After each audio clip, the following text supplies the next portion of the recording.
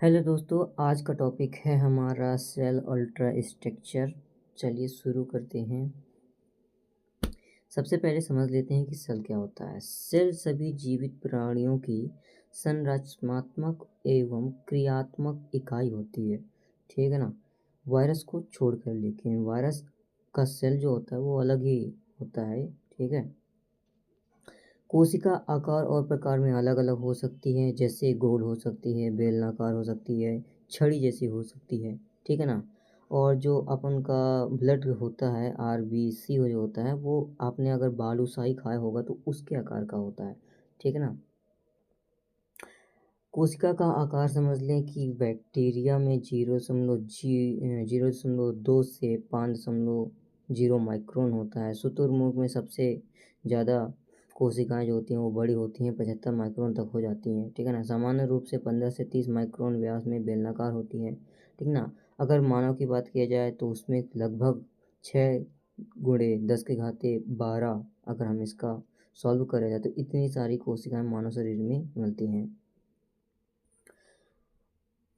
Cell के अंदर हम अगर नॉर्मल माइक्रोस्कोप से देखें तो सेल वॉल, साइटोप्लाज्म, न्यूक्लियस और क्लोरोप्लास्ट और माइटोकॉन्ड्रिया हमको देखने को मिल जाएगी।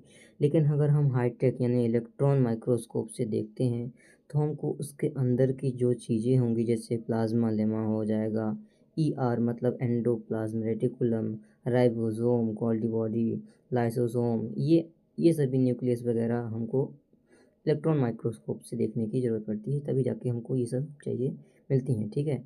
और सेंट्रियोल जो होता है वो प्लांट सेल में नहीं होता है, वो एनिमल सेल में पाया जाता है। और आरबीसी में न्यूक्लियस नहीं होता है, क्योंकि ये भी एक सेल है लेकिन उसमें न्यूक्लियस जो होगा वो नहीं प्रेजेंट होगा। सेल वॉल की बात की जाए कि सेल वॉल जो होता है वो पौधे की कोशिका को आकार और सहारा देता है, कठोर होता है, ठीक है ना, गैर जीवित होता है। हाँ, और इसकी पतली और लचीली जो ऊतक होती है इससे बने होते हैं, ठीक है ना। विभिन्न सेल वॉल जो होते हैं वो आंतरिक परतों में बनी होती है, जैसे कि जो प्लांट सेल वॉल है वो 3 भागों में बांटा गया है। प्लाज्मा मिडिल लेमा हो जाएगा, प्राइमरी सेल वॉल हो जाएगा और सेकेंडरी सेल वॉल हो जाएगी।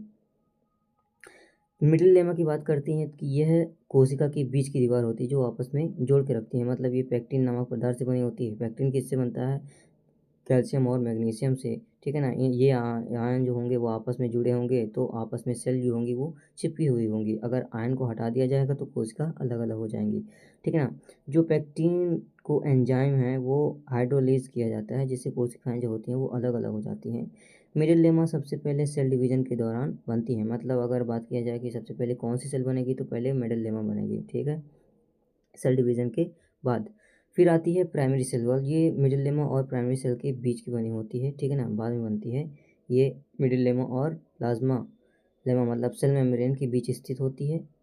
इसमें हेमिसेल्यूलोज सेल्यूलोज 30%, पैक्टिन, प्रोटीन जो होते हैं वो 5% और लिपिड 7%, ये इन सभी चीज़ें जो होती हैं वो प्राइमरी सेल वॉल में पाई जाती हैं। बात करते हैं सेकेंडरी सेल वॉल। जो अंतिम सेल होती है वो प्लाज्मा मेम्ब्रेन के बाद होती, पहले ही होती है। ये कोशिका भित्ति की सबसे अंदरूनी परत होती है, मतलब कोशिका भित्ति तीनों होती हैं, वो सबसे लास्ट वाली यही होती है, ठीक है ना, सेकेंडरी सेल वॉल। ये मुख्य रूप से सेल्यूलोज की बनी होती है, लेकिन कुछ मामलों में लाइसिन और क्यूटिन की भी बनी होती हैं। सेल्यूलोज माइक्रोफाइब्रिल ज़्यादा घने होते हैं, एक समान रूप से व्यवस्थित होते हैं, लेकिन अगर ज़्यादा माइक्रोबियल हो जाते हैं तो वो माइक्रोबिरल बनते हैं, ठीक है ना। सेकेंडरी वॉल स्ट्रक्चरल यूनिट होती है। Thank you so much. अगली वीडियो में हम कवर करेंगे कि प्लाज्मा लेमा क्या होता है, फिर model of membrane structure discuss करेंगे। थैंक यू, तब तक बने रहें हमारे Genesis the way to learn easy के साथ।